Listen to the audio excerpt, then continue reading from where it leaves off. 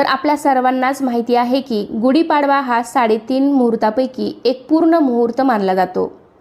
त्यामुळे हा दिवस अत्यंत शुभ मानला जातो आणि या दिवसापासूनच आपल्या मराठी नवीन वर्षालाही सुरुवात होते। तर या नवीन वर्षाची सुरुवात अगदी प्रसन्नतेने घरात सकारात्मक ऊर्जा घेऊन आनंदाचं वातावरण ठेवून आपण हा दिवस साजरा करणार आहोत। तर गुढी उभारण्यापूर्वी घरातील गृहलक्ष्मीने काय काय कामे करायची आहेत, म्हणजेच कोणकोणते छोटे छोटे उपाय करायचे आहेत, हे मी तुम्हाला आजच्या व्हिडिओमध्ये सांगणार आहे। तर त्यासाठी व्हिडिओ शेवटपर्यंत नक्की पहा। तर घरातील गृहलक्ष्मीने गुढीपाडव्याच्या दिवशी सकाळी पहाटे लवकर सूर्योदयापूर्वी उठायचं आहे आणि सर्वात प्रथम आपल्या घरासमोरचं अंगण आपण स्वच्छ करायचं आहे। त्यामुळे धुळीमार्फत आलेली जी काही नकारात्मकता आहे तर ती निघून जाते।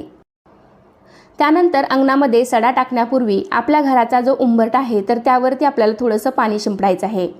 असं केल्यामुळे तुमच्या उंबरठ्याबाहेर बसलेले जे तुमचे पित्र असतात तर ते पाणी पिऊन तृप्त होतात असं म्हटलं जातं। तर त्यामुळे तुम्ही तुमच्या उंबरठ्यावरती सुद्धा थोडंसं पाणी हे शिंपडायचं आहे आणि त्यानंतर मग तुम्ही तुमच्या अंगणामध्ये सगळीकडे पाणी टाकू शकता। वास्तू ही उत्तम असावी, शांत असावी, प्रसन्न असावी असं आपल्या सर्वांनाच वाटत असतं। तर त्यासाठी या दिवशी आपण असे काही छोटे छोटे उपाय करतोय जेणेकरून आपल्याला हे नवीन वर्ष सुख आणि समाधानाचं व भरभराटीचं जाईल। तर अंगणामध्ये सडा टाकून झाल्यानंतर आपल्याला दारामध्ये छानशी रांगोळी काढायची आहे। आपण आपल्या सणासुदीच्या दिवशी रांगोळीही काढतच असतो, तसेच दररोजसुद्धा छोटीशी का होईना रांगोळी काढली पाहिजे। त्यानंतर या दिवशी आपण आपल्या घराची साफसफाई करून घ्यायची आहे। जे काही घरामध्ये थोडंसं जाळं जळमट असेल तर ते सुद्धा तुम्ही काढून घ्यायचं आहे।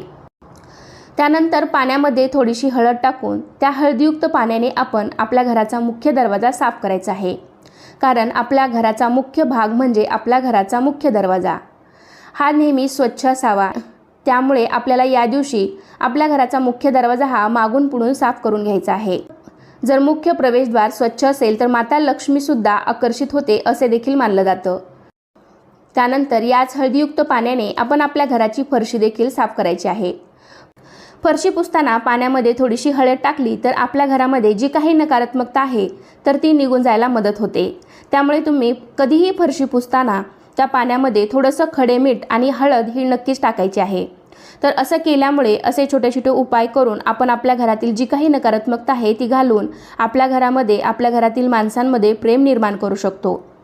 असं केल्यामुळे घरामध्ये सकारात्मक ऊर्जेचा संचार होतो, त्यामुळे घरामध्ये सारखे वादविवाद होत नाहीत।